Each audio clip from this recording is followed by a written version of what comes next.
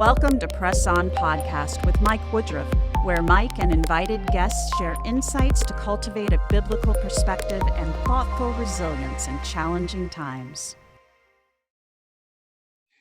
Welcome back to the Press On Podcast. My name is Mike Woodruff, and today I have a chance to talk with Katie Schnack. She is an author, and she has a new book coming out in September. Katie has written a number of things, been writing for a while. She's also a book publicist. Her first big book was The Gap Decade, when you're technically an adult but don't really feel like it. The book we are talking about is Everything is Not Fine, Finding Strength When Life Gets Annoyingly Difficult. She's had articles appear in a lot of different magazines, grew up in Minnesota and Texas. She and her husband lived in a 400 square foot apartment in New York or New Jersey, I guess, for a while. They now live in West Palm Beach with on a lot more than 400 feet, over an acre. 5 chickens, 3 goats, a senior mini pony, and 2 children, Sonny and Shepherd. So, Katie, thank you for being here. Thank you for having me. So normally my first question to authors is just, what's your book about? But I'm anxious to know a little bit about how Shepherd is doing. So can we start there? And you're going to have to obviously explain to people why I'm asking about Shepherd and to describe.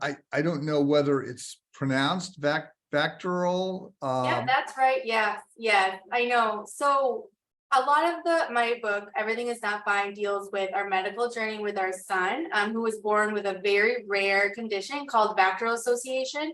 It's an acronym. It stands for a bunch of different parts of the body, which can, if you have 3 or more of those parts, it's technically you're confirmed to have Vactoral. Some people have all of them. Some people have 3 or more. But yes, Shepherd was born with Vactoral, and he is 4 years old now, and he's doing fine. He just this summer had 2 surgeries.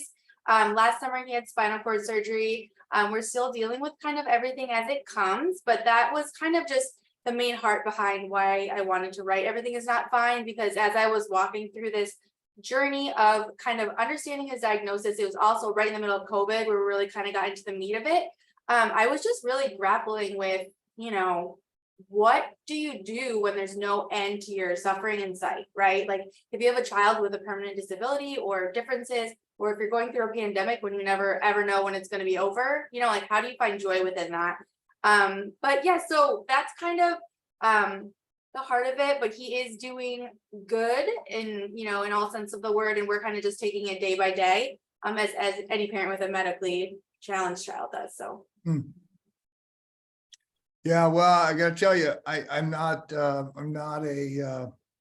as people who are listening to this who know me know, I do not cry very often. Your book was, as I was trying to imagine that, we have a new granddaughter, and so I'm just sort of you get sensitive and new. She's now 13 months old. She was with us last night, and so in the last couple of days as I was reading your book, trying to imagine watching, which I don't know if it's harder for parents or harder for grandparents, but just to watch and imagine our kids going through this with a child. It's all sort of overwhelming. So is that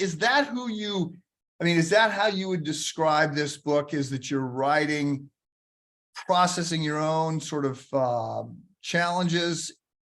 And I guess who exactly were you writing for? Are you writing for young moms? Are you writing for young couples with special needs children? Or was it just, everybody's got their own challenges. They come in very different shapes and sizes. You're just writing. Yeah, that's a great question. So I wish I was writing specifically for parents of kids with Vactoral, but it is so narrow. It's bananas. I know 4 of them online. So it's not just what I wanted it to be was not just highlight this very unique, strange condition, and not just highlight people with children with medical needs or anything like that. I always say to my friends, like they'll text and be like, oh, my child has a fever. I know it's not anything what you're going through, but it is. The thing is, it's like, if you're a parent, your body is so hardwired to protect your child. Like, I don't care if they have a fever, a scratch on their leg, or they're going in for surgery, like it hurts, right? And it's really hard as a parent. So it's kind of not just that, but it's not just someone with a medically challenged child, but anybody who's kind of finding like long-term challenges. Again, like I do talk a lot about the pandemic in there, because when I started writing it, it was just at that cusp, but we're all really starting to like come back into the sunshine and be like, what just happened? And just like kind of, you know, think through what we just went through, like a collective trauma, right? So it really, the heart behind everything is not fine. It's just, it's for anybody who is enduring long-term challenges where they may not necessarily be able to fix them. I'm not the kind of writer who will be like, do these 3 things and your life will be a lot better, right? Because like, I don't know, like I just feel more like I just wanted to walk alongside people who were also going through challenges, whether that be a sick child, whether it be just a tough time in their marriage, whatever it is, and just help them know that they're not alone, right? And walking through that and kind of stumbling through it too.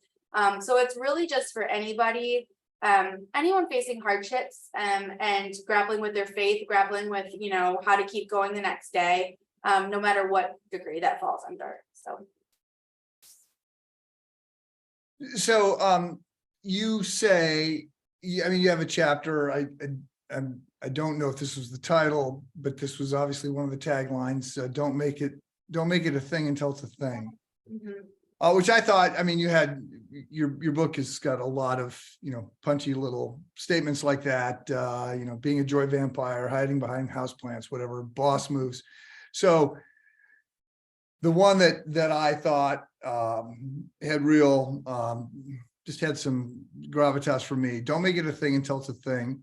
Mm-hmm. And in that chapter, you talk about, and I mean, you just mentioned this, but maybe say a little bit more here.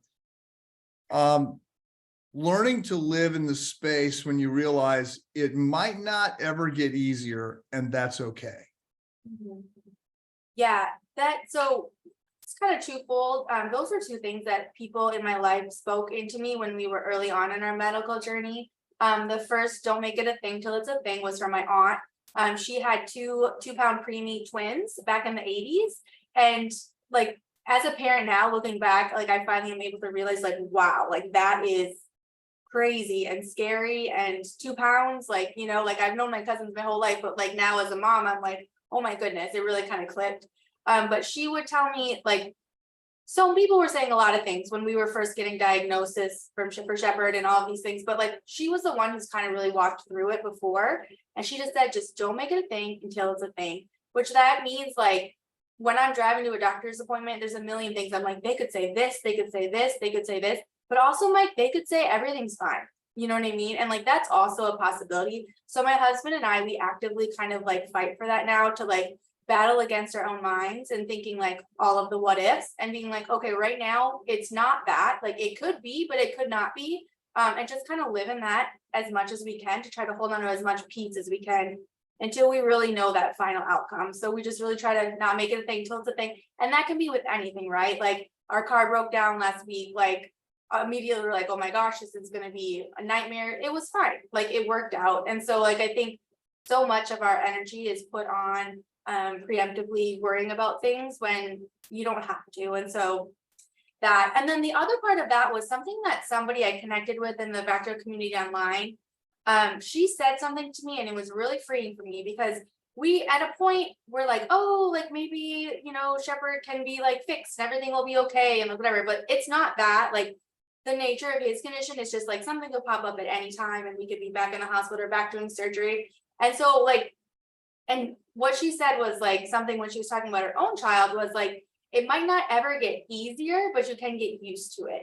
Right. So like, and I think what that is just building up resilience, right, in the face of like unending challenges.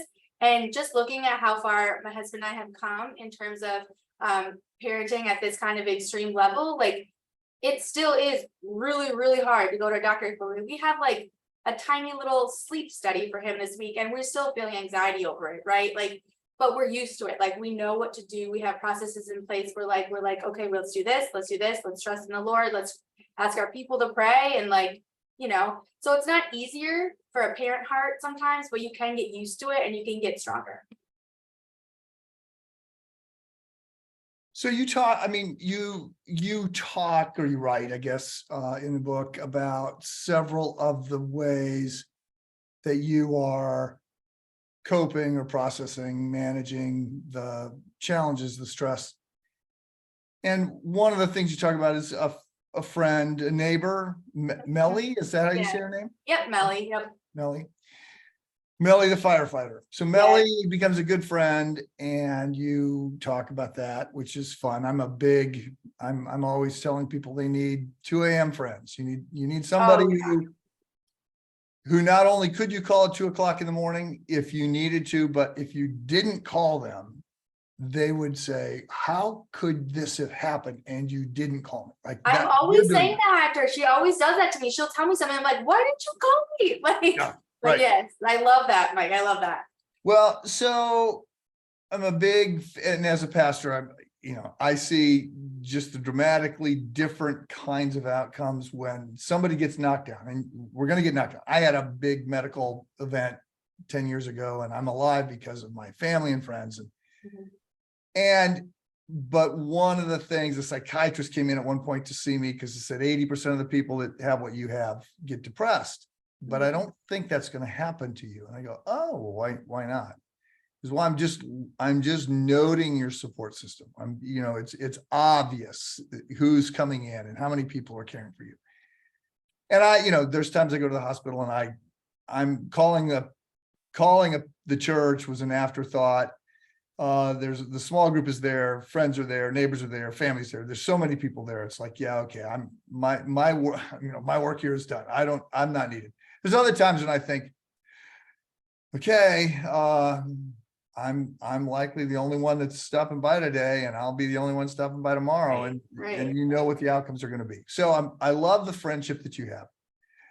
What advice? I mean, maybe this is what Melly did right. Maybe it's not Melly that factors into this, but what advice would you give to friends of parents with special needs children? Or maybe it's not special needs children, but just friends whose friends are going through the ringer. And it's not going to be, as you say, we're not going to be able to fix this, at least not anytime soon. So, there's a lot of, we look at the book of Job and say, Job had friends. And I always say Job's friends, they get a bad rap for trying to talk to Job, but they sat with Job for a week. I'm like, wow, that's a pretty big commitment. I would feel entitled to say some things if I had just sat there quietly for a week. But what they said was not helpful. So what has been helpful for you and your husband to hear or to experience? How do you coach people who are walking alongside someone who's in a really difficult spot?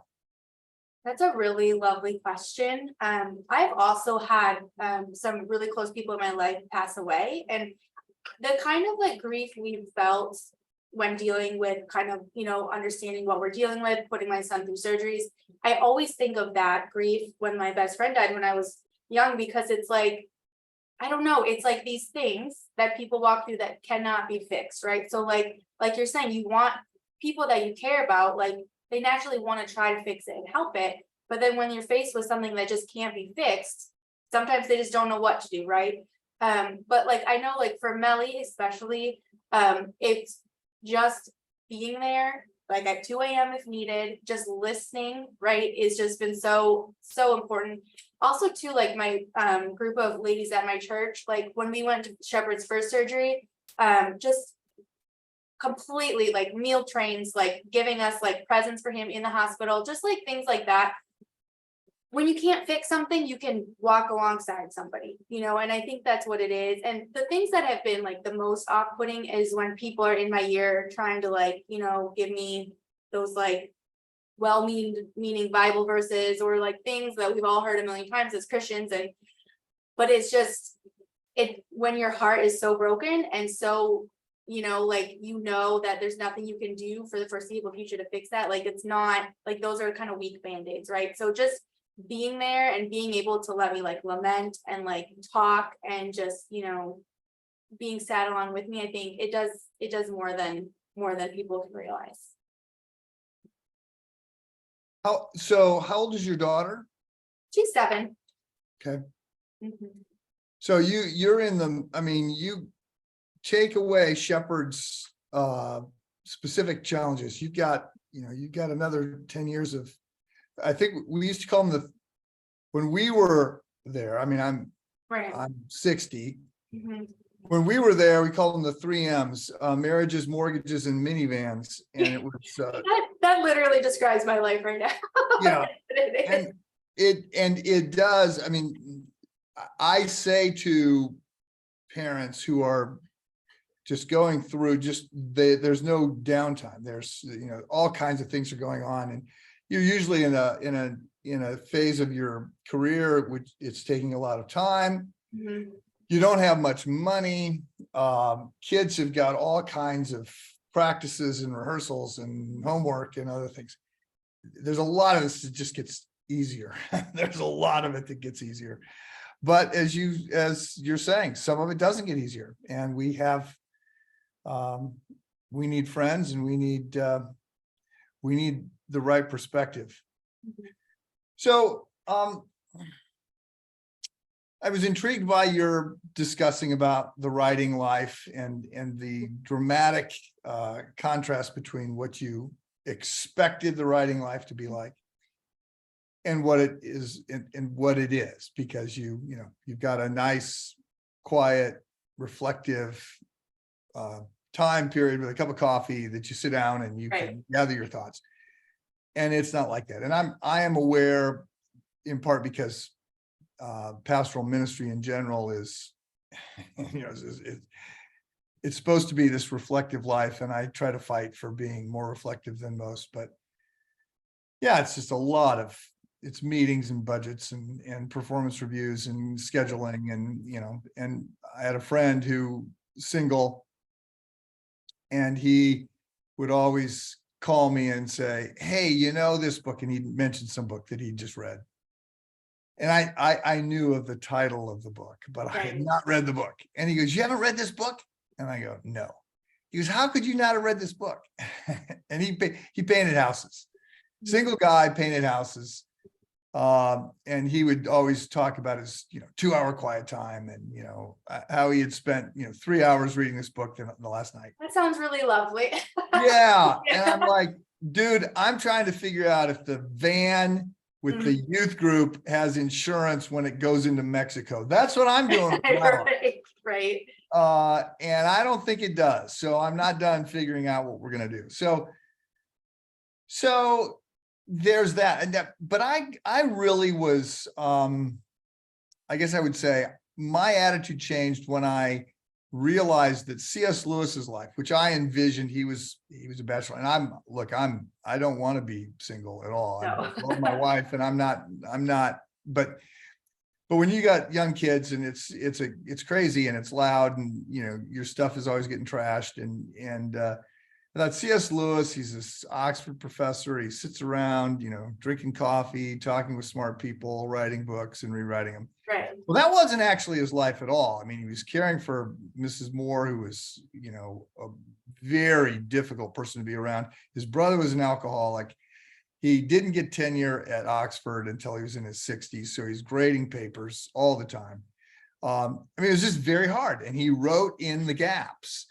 Right. And that's been your experience. You're writing 5 minutes here, and you're racing between medical appointments and kickboxing classes or whatever else it is that you're doing, and writing. And are you finding, is that getting easier for you, or you just go, no, that's life in a broken world and I've made peace with it?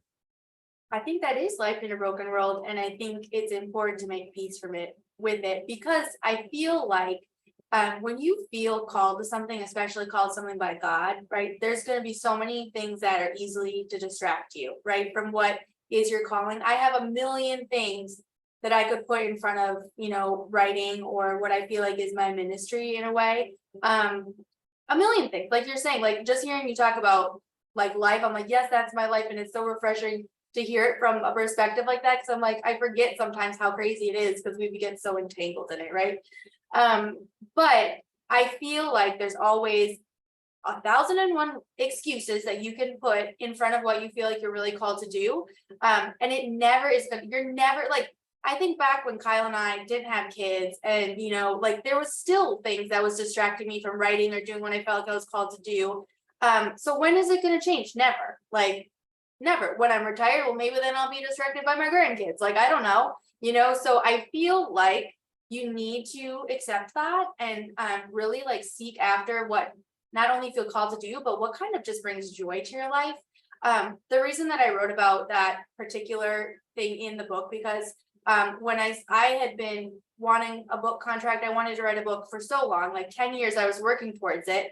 And in Everything Is Not Fine, I say that I finally got the book contract and I signed the contract in March of 2020, right? And so it was like banana town and like everything fell apart and my kids were home. I was still working full time, thank the Lord, from home remote, which I have been doing for a while. But I had to be like, okay, well, I have to do this now, but how? And it wasn't glamorous. But I found that taking 15 minutes, waking up a little bit earlier, staying up a little bit later, just like literally taking time at noon on a Wednesday when you have, you know, what else are you doing that's productive at noon on a Wednesday? Those were the things which you would think it would have been an extra burden. It was actually became what filled me up and gave me happiness and joy, even though we were kind of walking through the early days of the pandemic. So I just wanted to put that chapter in there to encourage people that like oftentimes the thing that you think you're like, I don't have time, like how am I ever going to fit it in? Usually those are the things that if you do carve out the time, even if it's small, they give you more energy anyway, right? Like if you take 15 minutes in the morning to write or to do whatever it is that you love to do, like you're usually happier and more productive the rest of the day anyway. So I just think that like, if God has put something on your heart that you're called to do, don't let, you know, busyness just be the only thing. Yet, like everything you said, like life is legitimately difficult when you have small children and a full-time job and a mortgage and a minivan and all that things. But there's still space that can be made and it can fill you up and kind of keep you going. So I just want to encourage people to think about that. Yeah, it's often the unfinished tasks. If you get your work done, you go home with energy. If you don't get it done, if you're not working on the things that, you know, bring value and purpose, Right. or you got lots of incompleted tasks, you go home and you're exhausted. So pushing through and getting some of those things done and winning can bring joy. So let me pivot here. I did not read your earlier book, but I'm intrigued. So you're mid-30s now. When did you write that book? So you wrote a book on the gap decade, wrote a book on not feeling like an adult when you sort of are an adult or you're trying to figure out what it means to be an adult. Talk about that book for a minute. And then my follow-up question is, how do you reflect on what you said now? Like how are you 10 years out and you're thinking differently about that? Thinking differently about yourself? Not at all? Yeah, that's a great question. So that was the book that I started writing in March of 2020. So I was past like technically the gap decade. I was 32, I think, at that point. And you define the gap decade as It's 20 to like 30? 20s to 30s. Yeah, I always say like the gap decade, the book, it covers the season of like graduating college to like our first baby, like graduating college, marriage, like starting a family. It's kind of that weird place where you're just trying to like acquire things and figure out your life and figure out your footing. And the reason that I wanted to write it, even though I was a little bit past it, because as I was walking through it, I would look around at all my peers and everybody was going through the same stuff, right? Like, yes, we were like in our 20s and whatever, but it also was hard. Like it was hard to like figure out jobs and taxes and like marriage and like trying to start a family and all of that. Like it's such a special, strange time that's so fleeting. So I just wanted to kind of like lend a little bit of reflection on that time for other people who are walking through it. I did find too, like a lot of people who read it that were older, they would still look back and read it and be like, I felt that way too 30 years ago. You know what I mean? And it was really interesting to me to see that. And a lot of people too were like, I have children in their 20s and I did not realize that like this is what they're feeling, you know? So I just wanted to kind of have a voice for that decade. And I don't know, like I think a lot of the lessons I learned during my decade, it's a lot about patience, like waiting for the Lord's timing, right? That the Lord will provide for you when you do not see a way how. And just kind of like trusting, like if you're called somewhere and you have no idea what that's going to look like, just trusting the Lord. I'm still dealing with all of those things, right? Like those are all themes. Like we're always, you know, waiting for something, or like, you know, like again, like our car broke down this summer, like both of them did. And we're like, we don't know how this is going to work out financially, but it did better than we can, you know, a better plan for ourselves just because of the Lord. So it's like those themes are themes that I think are worth looking at and reflecting on, because they are things that continue to carry you through, you know, forever. So that's, I wanted to write the gap decade, just kind of like put a little bit of a lens on that. Well, thanks. You might, maybe you're familiar, a Berkeley professor, Meg Jay, has a TED Talk out called 30 is Not the New 20. When she talks about the 20s as the trend, as the pivotal decade. And she just says, we just keep telling people, yeah, you know, you graduate from college later, you get married later, life starts later. Says, well, not really. The biological clock still ticks, and you can't burn through your 20s without doing the kinds of things that you need to do and work through that and work through this confusion. Because if you wait until you're in your mid 30s for this to happen, a lot of what you were thinking was going to happen is now no longer going to happen. Anyway, that's aside. I have 5 final questions for you. The last one is, what are you working on next? Because I'm sure you're working on something next, but let's start. These are the standard 5 questions I ask. Short answers work. What brings you hope? What keeps you going? You got big challenges, extra additional hard challenges because of some family dynamics. So what brings you hope and joy and keeps you going? Jesus, can I say the Sunday school answer? But it's true. No, but I love that question. Because a lot of what I talk about in Everything Is Not Fine, it's like, how do you find hope when like things on paper are, you know, hopeless? Like the fact, like walking up to the surgeries, my son has had like 3 surgeries now, was like some of the darkest days of my life. I'm a worrier, I have anxiety, like it's very hard. So it was a real, like, what do you do with that? Because you still have to keep going forward. There's nothing you can do to change your circumstance. What do you do?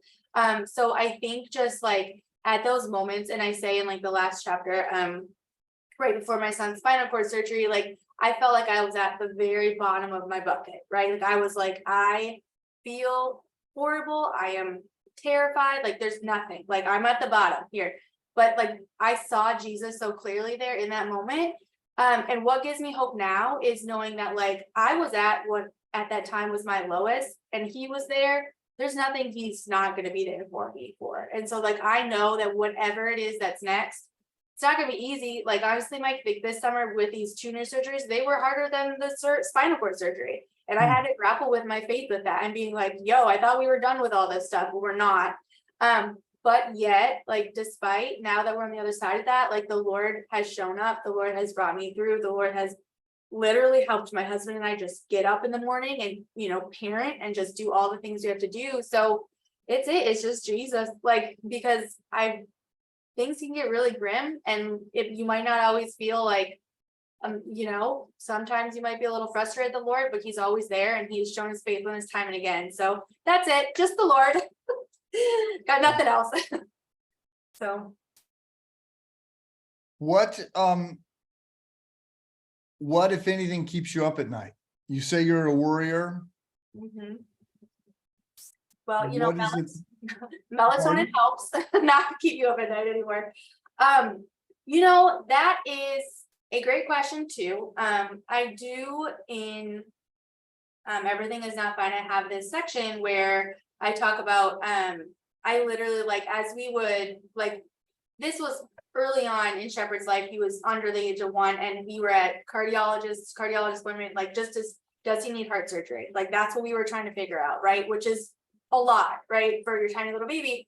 And so I would wake up at night knowing like next week we're gonna find out. Next week I'm gonna find out if I need to have my son have open heart surgery. And I would just pray, let the morning bring me word of your unfailing love, for I put my trust in you over and over again at night, until I would fall asleep. And I think that like honestly now, not a lot does keep me up at night anymore. Because I have walked through a lot of really hard things, and I feel like our endurance and our ability to kind of have perspective on them has really grown my mental capacity to be like, okay, this is happening, but you know what? We've been through worse, like we've been through this before and the Lord got us through, it's going to get us through again. So right now, like everything's not perfect and life isn't perfect, but I can just rest in knowing that like whatever comes my way, like God will carry us through. And so that plus melatonin, I'm sleeping just fine. Like, so that's it. But yeah. I'm just back from Africa, so I had some melatonin trying to fight jet Yeah. lag. So, Where did yeah. you go in Africa? I was in Ghana. Okay. We had a trip to Israel. I lead a group to Israel Nice. most summers, and then I went on. We were doing stuff in Ghana, a couple different groups. So anyway, yes, Awesome. I love that. but yes, better, better living through chemistry. I'm not always sure that's the right answer, but Yeah. so I'm going to ask you. So the next question is, what's on your nightstand? And I want to make it clear that the following question is, what have you been recommending most often in the last few years? And that could be a book, a podcast, a movie, anything. But right now, I'm just asking, what are you reading right now?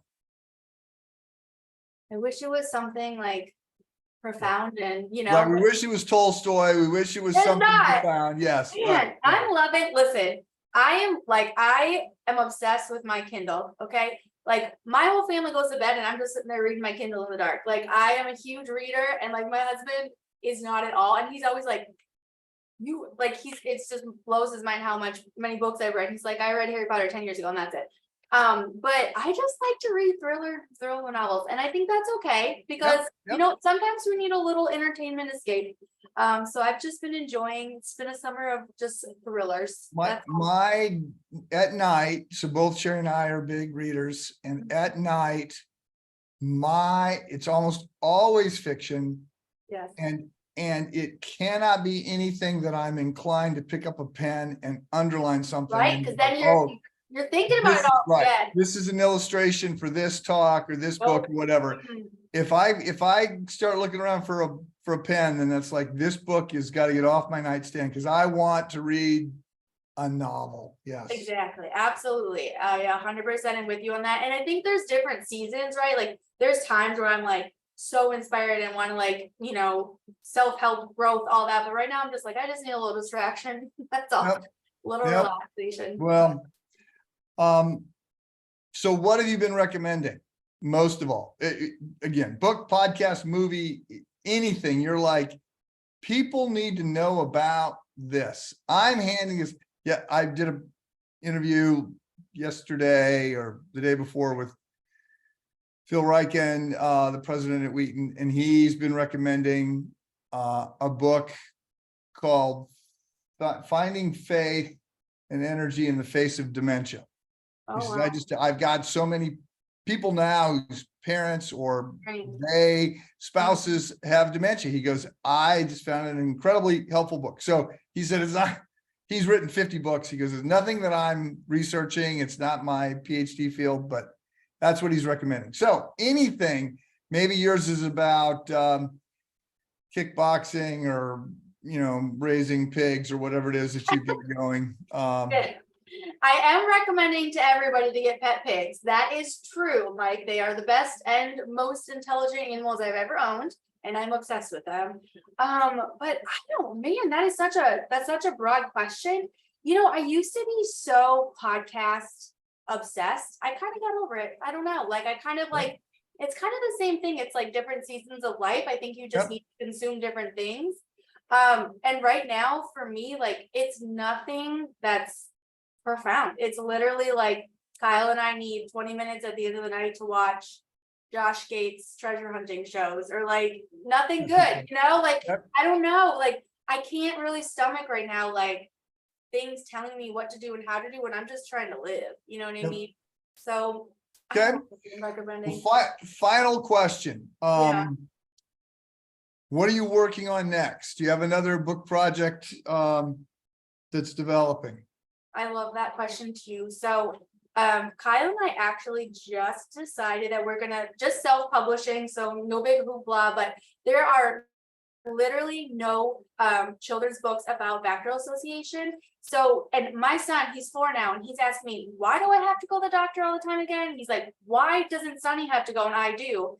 And so we want to write a children's book that just kind of explains, like, because people call bacterial like an invisible illness. Like if you saw him at school, you wouldn't know, right? Unless you saw his scars all over his body.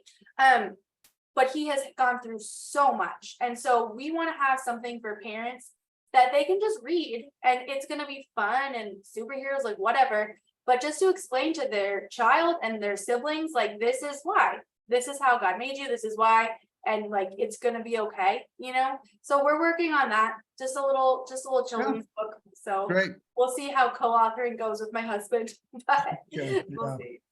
Okay. Well, thank you so much, Katie. Appreciate your time and your book. I've just got galley print. Oh, that's so nice. I haven't even seen it printed out yet. I'm waiting for those hard copies any day now. So Well, for the record, I'm guessing that my assistant just made me a hard copy. you have a good assistant. That's a good assistant right there. Look at that. I love it. The first Everything is not fine, and it's an IVP book. Finding Strength in Life Gets Annoyingly Difficult comes out late September. Yes. Thank you so much. Thank you.